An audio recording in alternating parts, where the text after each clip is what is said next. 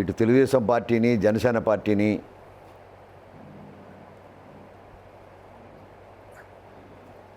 ప్రజల దగ్గర దోషం చేయాలనే ఆ ప్రయత్నం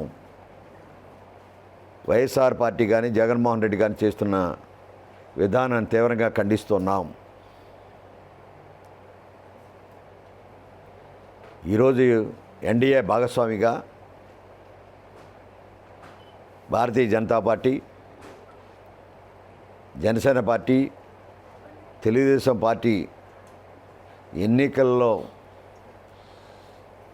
సంఘటితంగా పోటీ చేస్తున్న సందర్భంగా ఓటమి భయం పట్టుకొని ఈరోజు పెన్షన్దారులు బూటకాల కౌరులు చెబుతూ, అలాగే వికలాంగుల్ని రెచ్చగొట్టే విధంగా మీ ఇంటికి మేము పెన్షన్ ఇస్తున్నాము దీన్ని అడ్డుకట్టేసిన తెలుగుదేశం పార్టీ, అడ్డుకట్టేసింది జనసేన పార్టీ అని చెప్పడం మీ ఓటమిని అంగీకరిస్తున్నట్టు భావిస్తూ ఉన్నాం. ఒక పక్క ఖజానాలో నిధులు లేవు. 29 మార్చి నాడు ఆర్బీఐ దగ్గర 4,000 కోట్లకి బాండులు అమ్ముకుని ఈరోజు జమ కాబోతోంది. మీ దగ్గర నిధుల్లో, మీ యొక్క ఖజానాలో నిధులు లేవు. నిధులు లేని కారణంగా మీ చీఫ్ సెక్రటరీ జవహర్ రెడ్డి గారు 5 రోజులు పడతాయి, 10 రోజులు పడతాయనే మాట